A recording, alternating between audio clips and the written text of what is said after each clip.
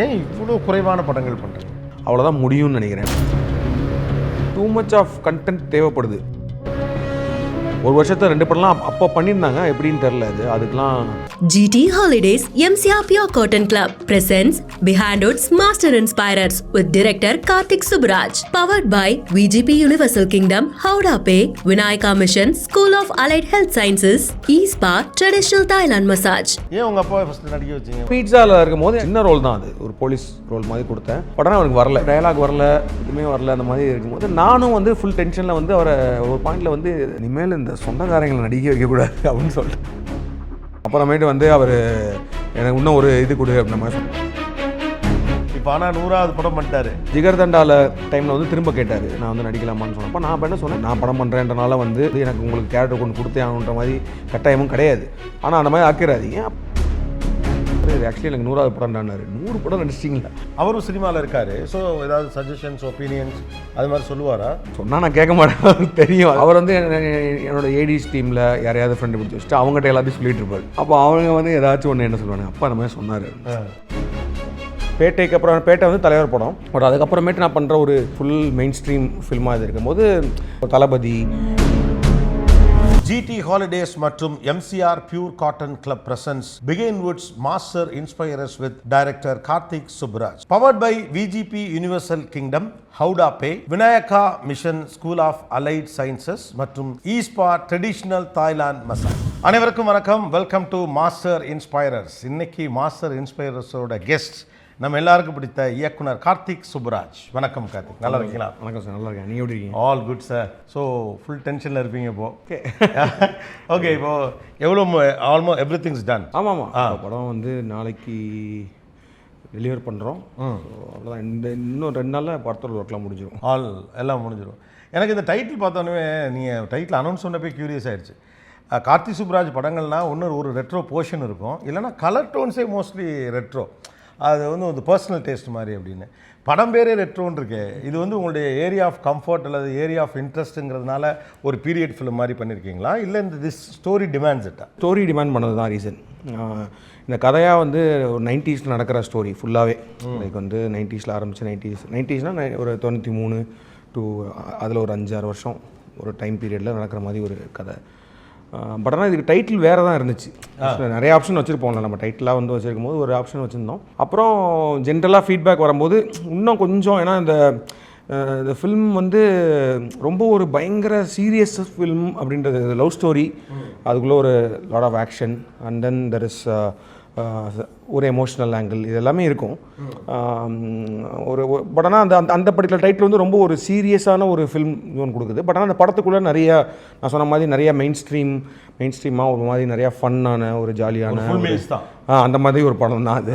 அதான் சொன்னேன், இது நான் பேட்டைக்கு அப்புறம் பேட்டை வந்து தலைவர் படம்.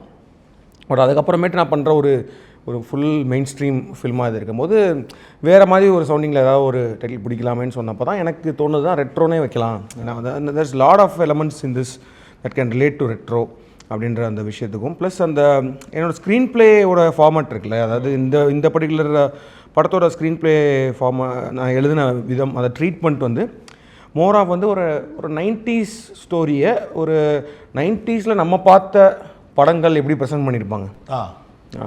நான் சொல்கிறது வந்து டெக்னிக்கலாக சொல்ல வரல. இப்போ கேமரா ஒர்க்கோ எடிட்டிங்கோ அதெல்லாம் வந்து இப்போ என்னோட ஒரு கான்டெம்பரரியான ஒரு மாடர்ன் யூசேஜ் ஆஃப் மியூசிக் அதெல்லாம் இருக்கும். பட் ஆனால் அந்த ஸ்க்ரீன் பிளேயோட போகிற விதம் இருக்குல்ல, அது வந்து இருந்த ட்ரெண்டில் எப்படி இருக்கும் அதே மாதிரியான ஒரு அப்போ வந்து ஒரு மணிரத்னம் சார் படமோ அது தளபதி, இந்த மாதிரி நான் தளபதி மாதிரி இந்த படம் இருக்குன்னு சொல்ல வரல. பட் அந்த நம்ம 90s பார்த்த அந்த ஒரு ஃபார்மேட் ஆஃப் ஸ்க்ரீன் பிளேக்குள்ளே தான் இது நான் கொண்டு வந்தேன். உங்கள் அப்பாவும் நடிச்சிருக்காரு? எங்கள் அப்பா நடிச்சிருக்காரு.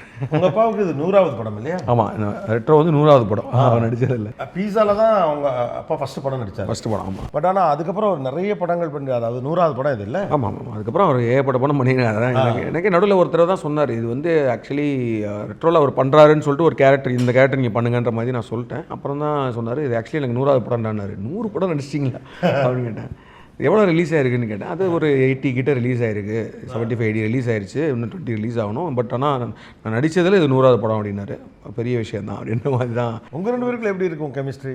அவரும் சினிமாவில் இருக்காரு. ஸோ ஏதாவது சஜஷன்ஸ், ஒப்பீனியன்ஸ் அது மாதிரி சொல்லுவாரா? சொன்னால் நான் கேட்க மாட்டேன் தெரியும், அதனால் அவர் கொஞ்சம் அவையாக தான் இருப்பேன், நானும் கொஞ்சம் அவையாக தான் இருப்பேன் அந்த ஸ்பாட்டில். ஐ மீன் மோர் ஆஃப் ஒரு ஆக்டர் டைரக்டர்ன்ற மாதிரி தான். இல்லை ஜென்ரலாக 2 பேரும் ஒரே இதில் இருக்கிறதுனால ஒப்பீனியன் ஷேர் பண்ணிக்கிறது அந்த மாதிரிலாம் இல்லை, 2 பேரும் அவங்கவுங்க இதில் இடத்துல இருந்துப்பீங்களோ? ஆமாம் அப்படி தான். ஓ அது சேஃப். அவர் வந்து என்னோட ஏடிஸ் டீமில் யாரையாவது ஃப்ரெண்டு பிடிச்சி வச்சுட்டு அவங்ககிட்ட எல்லாத்தையும் சொல்லிட்டு இருப்பார், இந்த மாதிரி இதெல்லாம் சொல்லிட்டு இருப்பார். அப்போ அவங்க வந்து ஏதாச்சும் ஒன்று என்ன சொல்லுவாங்க, அப்பா அந்த மாதிரி சொன்னார், இது எடுத்துக்கலாம் அந்த மாதிரி. ஓகே அந்த மாதிரி. பட் ஆனால் இது சம்திங் ஏதாவது ஓப்பனாக வந்து சொல்லணும்னா இவில் அந்த மாதிரி பேசாத ஆட்கள்லாம் கிடையாது. லைக் ஆஃப்டர் த ஷூட் வந்து நாங்கள் வந்து நல்லா ஓப்பனாக பேசிக்கிற ஆட்கள் தான். பட் ஸ்பாட்டில் வந்து he won't come and disturb me. அது வந்து நானும் ரொம்ப கான்ஷியஸாக இருப்பேன் வந்து நான் இது பண்ணாமல். ஸோ அந்த ஸ்பேஸ் அவரும் எனக்கு கொடுப்பாரு, நானும் அவருக்கு அந்த ஸ்பேஸை கொடுத்துருவேன். ஜென்ரலாக ஒரு வீட்டில் பார்த்தீங்கன்னா நிறைய இடங்களில் சினிமாவுக்கு வந்தவங்களுடைய கதைகளை கேட்டோம்னா அவங்க அப்பா சினிமாவுக்கு வர ட்ரை பண்ணியிருப்பாங்க, அல்லது ஏதோ ஒன்று ட்ரை பண்ணியிருப்பாங்க, அதுக்கப்புறம் பிள்ளை வந்து பெருசாக வந்திருப்பார், அல்ல வயசு வருஷாகவும் அது இருக்கும். உங்கள் வீட்டில் எப்படி அப்பா ஆரம்பத்துலேருந்தே சினிமா இன்ட்ரெஸ்ட் உள்ளவர், அதில் உங்களுக்கு சினிமா இன்ட்ரெஸ்ட் வந்து நீங்கள் வந்தீங்களா, இல்லை நீங்கள் சினிமாவுக்கு வந்ததுனால உங்கள் அப்பா சினிமாவுக்கு வந்தாரா? சினிமா மேலே இன்ட்ரெஸ்ட் வந்து எங்கள் எல்லாருக்குமே மதுரையில் ஆக்சுவலி எல்லாருக்குமே சினிமா இன்ட்ரெஸ்ட் இருக்கும். சினிமா இன்ட்ரெஸ்ட்னால் சினிமாவில் நடிக்கிறதுக்கோ இல்லை, சினிமா பார்க்குறதுக்கான. ஏன்னா சினிமா வந்து பார்ட் ஆஃப் ஒரு லைஃபாக தான் அங்கே. ஐ திங்க் நம்மளோட கல்ச்சர்லேயே சினிமா இருக்குது. I think not only Madurai, but ஆனால் அங்கே நான் வளர்ந்த சுச்சுவேஷனில் பார்த்தோன்னா வந்து வாரத்தில் ஒரு 2 படத்துக்காச்சும் நாங்கள் போவோம் மொத்தமாக. ஸோ வந்து கண்டிப்பாக வந்து எங்கள் எல்லாரையும் ஃபேமிலியாக ஒரு படத்துக்கு கூப்பிட்டு போவார், ஃப்ரெண்ட்ஸோடு சேர்ந்து ஒரு படத்துக்கு போவார், அந்த மாதிரி இருக்கும் வாரம். ஸோ வந்து அதே மாதிரி எல்லோரும் ஒரு ஃபங்க்ஷனுக்கோ எதுக்கோ ஒன்று கூடுறாங்கனாலும் சினிமா பற்றி பேசி தான் நிறையா இருக்கும். ஸோ அதனால் வந்து எனக்கு அந்த சினிமா மேலே இருக்கிற இது வந்து அவர்கிட்ட தான் வந்துச்சு அந்த நிறைய. ஏன்னா சின்ன வயசில் வந்து அவங்க கூட்டு போனால் தானே சினிமா, அவங்க கூட்டு போனால் தான் தேட்டரு, அவங்க கூட்டு போனால். என் ஃப்ரெண்ட்ஸ்லேயே நிறைய பேர் பார்த்தா படத்துக்கே போக மாட்டானுங்க. கேட்டால் வந்து எங்கள் அப்பாலாம் அடிப்பார் அப்படிம்பாங்க. நான்லாம் வந்து எல்லா படம் எந்த படம் ரிலீஸ் ஆனாலும் நான் வரல பார்த்துருவேன். ஸோ ஸ்கூல்லலாம் பார்த்தீங்கன்னா அந்த படத்தை பார்த்துட்டு வந்து, ஏன்னா அந்த கதையெல்லாம் நம்ம சொல்லுவோம்ல, இந்த படத்தில் எப்படி இருந்துச்சு அப்படின்னு சொல்ல ஆரம்பிச்சேன். ஆமாம். ஸோ ஏன்னா நான் கேங்கில் வந்து நான் தான் ஃபஸ்ட்டு இப்போ தேட்டருக்கு ரொம்ப ஃப்ரீக்வெண்ட்டாக போகிற ஆள் நான் தான். சில பேர் வீட்டிலலாம் வந்து ஏதாவது மாதத்துக்கு ஒரு படம் இல்லை ஏதாவது ஒரு ஹீரோ படம் அப்படி தான் வச்சுருப்பாங்க. நான் வந்து வாரம் எல்லா படமும் போவோம். நம்ம தெலுங்கு தடையெல்லாம் சொல்ல மாட்டேன், அவர் ஆர்வமாக ஓகே போயிட்டு வந்து சொல்லுவார். இல்லை அவர் தான் கூட்டு போவார், அவர் தான் கூட்டே போவார். நான் தனியாக படம் பார்க்க ஆரம்பிச்சதே வந்து 10th அப்புறம் தான் தனியாக படம் பார்க்க ஆரம்பிச்சேன். அது வரைக்கும் அப்பா தான் பார்ட்னர். ஆமாம், அதுவும் படம் பார்த்துட்டு என்ன பேசிப்பீங்க 2 பேரும்? இப்போ அப்படி ஒரு தந்தை மகன் உரையாடலாக அதை இப்போ யோசிக்கிறப்ப எப்படி இருக்குன்னு என்னெல்லாம் பேசிட்டு படத்தை பற்றி தான் பேசுவேன். ஏன்னா அப்போ நம்மளுக்கு மைண்ட் செட் வந்து எப்படி இருக்கும், ஆக்ஷன் படம், சண்டை எத்தனை சண்டை இருக்குன்ற மாதிரி தானே இருக்கும். நம்மளுக்கு சண்டை படத்துக்கு தான் கூட்டு போகணுன்ற மாதிரி இருக்கும். ஏதாவது அது கம்மியாக இருந்துச்சுன்னா வந்து ஓப்பனாக நான் வந்து என்ன இதில் ஆக்ஷனே இல்லைன்ற மாதிரி ஆக்ஷன். ஏன்னா ஒருத்தர் அங்கெல்லாம் ஞாபகம் இருக்குது, நாங்கள் எல்லோரும் கிளம்பி ஏதோ ஒரு படத்துக்கு போயிட்டுருக்கோம். ஸோ நான் பார்க்குறது வந்து என்னென்னா அந்த போஸ்டர் பார்க்குறது, அதை யாரும் பார்க்குறது, அதில் சண்டை இருக்குமான்னு கேட்டு தான் போகிறது. ஸோ அது நாங்கள் போஸ்டரில் போட்டுப்பாங்க, ஞாபகம் இருக்க கத்தி கீழே சண்டை காட்சிகள். ஆமாம், அது ஆக்ஷன் இல்லை. இப்போ விஜயகாந்த் சார் படம்னா அது அவர் போலீஸாக நிற்கும் போது நம்மளுக்கு கண்டிப்பாக இல்லை சண்டை இருக்கும்னு தெரியும். தலைவர் படம்னா கண்டிப்பாக சண்டை இருக்குன்னு தெரியும். அந்த மாதிரிலாம் போயிட்டு இருக்கும்போது ஒரு வாட்டி நாங்கள் பைக்கில் தான் நான் வந்து முன்னாடி உட்காந்துப்பேன் டேங்க்கில், அப்புறம் பின்னாடி அம்மா மடியில் தங்கச்சியை வச்சுட்டு பைக்கில் போயிட்டுருப்போம். அது மாதிரி ஏதோ ஒரு படத்துக்கு போயிட்டுருக்கோம். அது என்ன படம் ஞாபகம் இல்லை. பார்த்தா ஆப்போசிட்டில் என்னோடய மாமா ஒருத்தர் வந்தார், வந்து நின்று பேசிகிட்டு இருக்காங்க. அப்போ அவர் என்ன படத்துக்கு போகிறீங்கன்னு கேட்டால் அவர் என்ன சொன்னார், கரகாட்டக்காரன் போங்க சூப்பராக இருக்குது அப்படின்ற மாதிரி சொன்னார். அந்த படம் வந்து ரொம்ப சூப்பராக இருக்குது, பயங்கரமாக ஓடிட்டுருக்கு, கரகாட்டக்காரன் போங்க அப்படின்னா எங்கள் அப்பா கரகாட்டக்காரன் கூட்டி போயிட்டார். நான் வந்து எனக்குன்னா சண்டை அந்த படத்தில் சண்டே வராது, ஒரு ஒன்றே ஒன்று வரும். திங்க் அந்த இவங்க கனகா அவங்க காலில் கத்தி அடிச்சேன்னு. ஸோ அது வரைக்கும் போயிட்டு நான் வந்து அப்புறம் அந்த படத்தை ஏன் கூட்டு போனீங்கன்னு அப்போ அந்த படம் இப்போ பார்த்தா அது ஒரு எபிக் ஃபில்ம். அது அப்போல்லாம் அந்த மதுரையில் அவ்வளோ நாள் ஓடிட்டு இருந்த படம். 1 year ஓடிச்சு. அவ்வளோதான், அந்தளவுக்கு தான் இருக்கும்.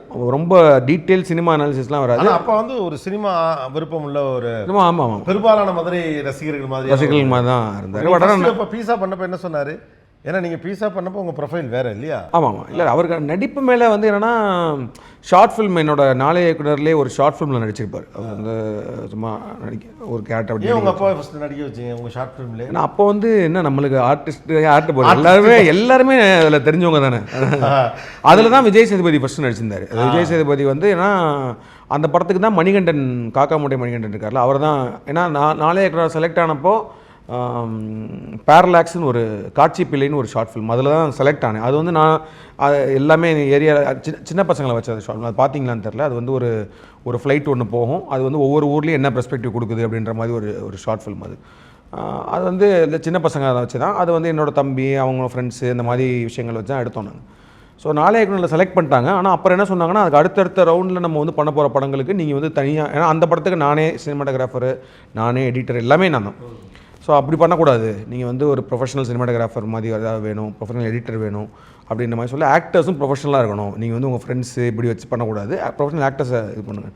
ஸோ அப்படி சொல்லும் போது தான் துருன்னு சொல்லிட்டு ஒரு ஷார்ட் ஃபிலிம் ஒரு ஸ்கிரிப்ட் ஒன்று நான் எழுதினேன். ஒரு காமெடி தான் அது, ஒரு காமெடி, ஒரு வெட்டிங் வச்சு ஒரு சின்ன ஒரு பொண்ணு பார்க்க போகிற விஷயத்தை வச்சு தான். ஸோ அது வரும்போது மணிகண்டன் தான் எனக்கு சொன்னார், விஜய் சேதுபதி அவர் ஒரு ஆக்டர் இருக்கார், அவர் ஷார்ட் ஃபிலிம்லாம் பண்ணுவார் அப்படின்ற மாதிரி சொன்னப்போ தான், அப்போ தான் நான் அவரை ஃபஸ்ட்டு மீட் பண்ணி அவர் இது பண்ணுறோம். ஸோ அதில் அந்த அப்பா கேரக்டர் வேணுன்றப்போ வந்து அப்பா நீங்கள் நடிங்க அப்படின்ற மாதிரி சொல்லிவிட்டு அவரை நடிக்க வச்சோம். ஸோ அதான் அவர் ஃபஸ்ட்டு ஆக்டிங்காக உள்ளே வந்தது. ஸோ அதுக்கப்புறம் அவருக்கு கொஞ்சம் கொஞ்சமாக போகும்போது அப்புறம் எல்லா ஷார்ட் ஃபிலிம்லேயும் அவர் நடிக்கணுன்ற மாதிரி ஒரு எதிர்பார்ப்பு அவருக்கு வந்துச்சுன்னு நினைக்கிறேன். அதுக்கப்புறம் அவர் ஆக்டிங்கில் நடிக்கிற இன்ட்ரெஸ்ட்லாம் வந்தது. ஆமாம் ஆமாம், ஓகே. அவருக்கு நடிப்பு இன்ட்ரெஸ்ட்டே அதுக்கப்புறம் தான் வந்துச்சு. ஸோ அப்புறம் பீட்சாவில் இருக்கும்போது எனக்கு அவருக்கு ஒரு ரோல் ஒன்று கொடுக்கலாம் அப்படின்னு சொல்லும் போது அவர் இன்னமும் சொல்லுவார், ஏன்னா அவருக்கு ஒரு சின்ன ரோல் தான் அது, ஒரு போலீஸ் ரோல் மாதிரி கொடுத்தேன்.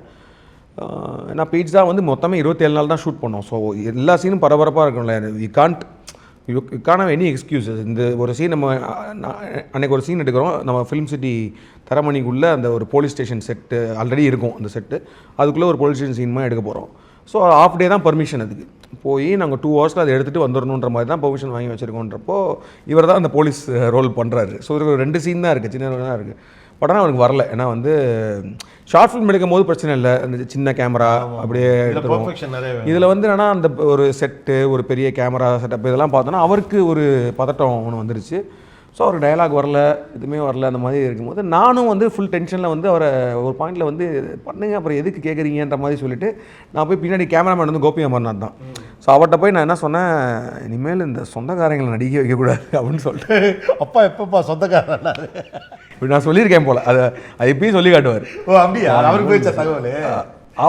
அவர் கேட்டிருக்காரு, அதை அந்த படங்கள்லாம் காட்டுவாங்களே, ஏதாவது பேசணும் இந்த பக்கம் சோகமாக நின்றுருப்பா, அந்த மாதிரி அவர் வந்து கேட்டார் போல். அப்புறமேட்டு வந்து அவர் எனக்கு இன்னும் ஒரு இது கொடு அப்படின்ற மாதிரி சொன்னோன்னா, நான் அப்புறம் என்ன சொன்னேன், ஒரு ப்ராப் மாதிரி வச்சுக்கோங்க, ஏன்னா அவருக்கு வந்து டைலாக் அப்படி ஓப்பனாக பேசுறதுல வரல, ஒரு ப்ராப் மாதிரி வச்சுட்டு வெளியில் வச்சிடலாம் அந்த சீனை வச்சுட்டு, ஏன்னா வெயில் அடிச்சுட்டு இருந்துச்சு, வெயில் பயங்கரமாக. நான் சொன்னேன் வெளியில் வச்சுட்டு நல்லா வெயில் மூஞ்சில் அடிக்கிற மாதிரி வச்சுருவோம், வேர்க்கட்டும் கையில் ஒரு கர்ச்சீஃபை கொடுத்துடலாம், ஸோ மூஞ்சி தொடச்சிட்டு விசிறி விட்டு அப்படி பண்ணுங்க அப்படின்ற மாதிரி சொன்னோன்னா அதை மேனேஜ் பண்ணிட்டார். அப்புறம் அதை இப்பயுமே ஏதாவது இன்டர்வியூ எடுத்தாலும் சொல்லுவார் அவர், இந்த மாதிரி சொன்னான் அப்படின்ற மாதிரி சொல்லுவார். ஸோ அவர் காதில் விழுந்துருச்சு. இப்போ ஆனால் 100வது படம் பண்ணிட்டாரு. இப்போ பயங்கர அவர். ஏன்னா நான் அதுக்கப்புறம் என்ன சொன்னேன்னா, அந்த பீட்சா முடிஞ்சதுக்கப்புறமேட்டு, ஏன்னா அப்போ ஒரு அமெச்சூர் ஆக்டர் தான், டெஃபினட்டாக வந்து அவர் வந்து விரைவி நடிகர்லாம் கிடையாது. ஸோ அந்த சினிமா வரன்றப்போ அடுத்த ஜிகர்தண்டாவில் டைமில் வந்து திரும்ப கேட்டார், நான் வந்து நடிக்கலாமான்னு சொன்னப்போ நான் இப்போ என்ன சொன்னேன், நீங்கள் வந்து ஆக்டிங்கை வந்து அந்த மாதிரி அப்ரோச் பண்ணாதீங்க. இப்போ வந்து நான் படம் பண்ணுறேன்றனால வந்து நீங்கள் வந்து இப்போ நானும் வந்து எனக்கு உங்களுக்கு கேரக்டர் கொண்டு கொடுத்தே ஆகணுன்ற மாதிரி கட்டாயமும் கிடையாது. ஆனால் அந்த மாதிரி ஆக்கிடாதீங்க. அப்போ நீங்கள் அதை வந்து ப்ரொஃபஷனலாக அப்ரோச் பண்ணுங்கள், ஒரு ஆக்டிங் கிளாஸ் போங்கன்னு சொல்லி நம்ம முத்து ஆக்டர் முத்து இருக்கார், நம்ம படங்கள்லாம் நடிச்சிருப்பார், மகானில் கூட இந்த மினிஸ்டராக வருவார் இல்லையா, அவர் வந்து இஸ் அன் ஆக்டிங் ட்ரெயினர், அவர் கூத்துப்பட்டறை முடிச்சுட்டு நிறைய ஆக்டிங் கோச்லாம் அவர்கிட்ட சொல்லிவிட்டு நீங்கள் வந்து ஆக்டிங் கோச் சொல்லிட்டு அப்புறம் ஒரு 2 வாரம் போனார் ஆக்டிங் கோச்லாம் போய். அதுக்கப்புறம் ஹீ புட் இஸ் எஃபர்ட். அதுக்கப்புறமேட்டு ஆக்டராக அவர் தான் பண்ணார். அப்புறமேட்டு வந்து நான் வந்து நீங்கள் வந்து போய் இப்போ நலன் படத்தில் நடித்தார். அதுக்கப்புறம் நான் சொன்னேன், நீங்கள் போய் ஜென்ரலாக மற்ற டேரக்டர்ஸ் இதெல்லாம் போய் கேளுங்க, போய் ப்ரொஃபைல் வந்து அனுப்புங்கன்னு சொல்லி. அதுக்கப்புறம் out of his contact only he got so many films. இந்த வந்து நான் வந்து அதுக்கப்புறம் வேண்டி இந்த படத்தில் அப்படின்லாம் சொல்லலை, ஆனால் அவராக எஃபர்ட் போட்டு ஒன்று பண்ணான்னு இப்போ வந்து ஒரு கான்ஃபிடன்ஸ் எனக்குமே இருக்குது, ஓகே இந்த மாதிரி ரோல்னால் அவர் கொடுக்கலாம், பண்ணிடுவாருன்ற மாதிரி ஒரு விஷயம். ஆனாலும் நீங்கள் அப்படி சொல்லியிருக்கக்கூடாது, அந்த காரங்களுக்கெல்லாம் கொடுக்கக்கூடாது. ஆனால் இப்போ உங்கள் அப்பா வந்து அவரும் பீஸா டைமில் தான் ஸ்டார்ட் பண்ணி 100 படம் பண்ணிட்டார். நீங்களும் சரி உங்கள் நண்பர்களும் சரி, ஏன் இவ்வளோ குறைவான படங்கள் பண்ணுறீங்க? ஒரு வருஷத்துக்கு ஒரு படம் அப்படிங்கிற மாதிரி ஒரு பிளான் பண்ணி அப்படி பண்ண முடியலையா? வாய் இப்போ நல்லன்மே நல்லன் ரொம்ப கம்மியாக தான் பண்ணியிருக்காரு. இப்போ நல்லன் வந்து ஐ திங்க் 3rd ஃபிலிம் தான் பண்ணி முடிச்சிருக்காரு. இப்போது கார்த்தி சாரை வச்சு வாவாத்தியார்னு ஒரு படம், அதுக்கு முன்னாடி சுதுகவும், அப்புறம் வந்து காதலும் கடந்து போகும். ஸோ நலன் வந்து அவர் அந்த சோனில் கம்மியாக இருக்கார். ஆனால் நான் ஆக்சுவலி நிறையாவே தான் பண்ணிகிட்ருக்கேன்னு தான் தோணுது. ஏன்னா வந்து this is my 9th film, it was my 9th feature film. அது இந்த கேப் ஆஃப் ஒரு 12 இயர்ஸில் வந்து ஐ திங்க் அவ்வளோதான் முடியும்னு நினைக்கிறேன். ஏன்னா இப்போ இருக்கிற நம்ம ஸ்கிரிப்ட் எழுதி ஒரு pre production time, shooting, post ப்ரொடக்ஷனாக வைக்கும்போது it takes an year for any.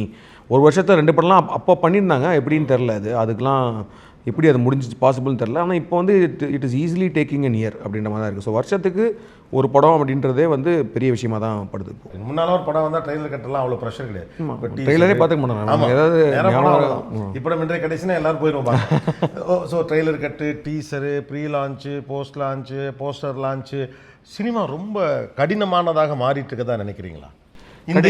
Digital ஈராவில் என்னென்னா டூ மச் ஆஃப் கண்டென்ட் தேவைப்படுது. பிஃபோர் நம்ம வந்து அந்த படத்தை ப்ரொமோட் பண்ணுறதுக்குன்னு பார்த்தோன்னா நிறைய ஒரு டீசர் ஒன்று தேவைப்படுது, ஒரு ட்ரெய்லர் தேவைப்படுது, ஏகப்பட்ட போஸ்டர்ஸ் தேவைப்படுது. அப்புறம் வந்து ஒரு சாங் கண்டிப்பாக ஒரு படத்துக்கு இப்போ டெஃபினட்டாக ஏன்னா ஒரு சாங் வந்து ஒரு படத்தோட புஷ்ஷுக்கு பயங்கரமாக ஹெல்ப் பண்ணுது. அது வந்து அந்த காலகட்டத்துலேருந்தே அப்படி தான். ஒரு பாட்டு ஹிட் ஆகிடுச்சுன்னா அப்படின்ற மாதிரி அந்த படத்துக்கு ஒரு நல்ல இது இருக்குன்னு. பட் இங்கே வந்து இந்த கான்டென்ட்டாக நிறையா பண்ண வேண்டியிருக்கு.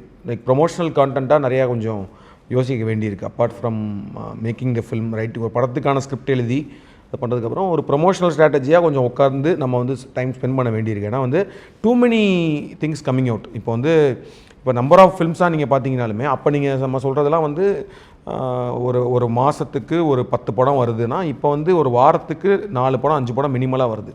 ஸோ அப்படியே வந்து அது ஒரு மல்டிப்ளை பண்ணி பார்த்தோன்னா ஃபேக்டராக நிறையா இன்க்ரீஸ் ஆகிருக்கு. ஸோ அந்த அமௌண்ட் ஆஃப் கண்டென்ட் வந்துகிட்டே இருக்கிற போது நம்ம அட்டென்ஷனை சீக் பண்ணுறதுக்கு we have to do something and grab their அட்டென்ஷன்றப்போ நிறையா யோசிக்க வேண்டியிருக்கு. அந்த ப்ரொமோஷனலுக்கு நிறையா யோசிக்க வேண்டியிருக்கு. Behind Roots Master Inspirers with director Karthik Subraj. Title sponsor Chiti Holidays, South India's #1 travel brand. MCR Pure Cotton Club, formals and casual shirts. Powered by VGP Universal Kingdom. New rides, new adventure. VGP Universal Kingdom. The Family Amusement Park, ECR Injambakam. Howda Pay, your trusted payout partner. Vinayaka Mission School of Allied Health Science. மருத்துவம் சார்ந்த படிப்புகளுக்கு Vinayaka Mission School of Allied Health Science, Salem, Chennai and Puducherry. Ispa International. Thailand போகாமலே authentic Thai massage and complete family rejuvenation. இப்போது தென்னிந்தியாவில்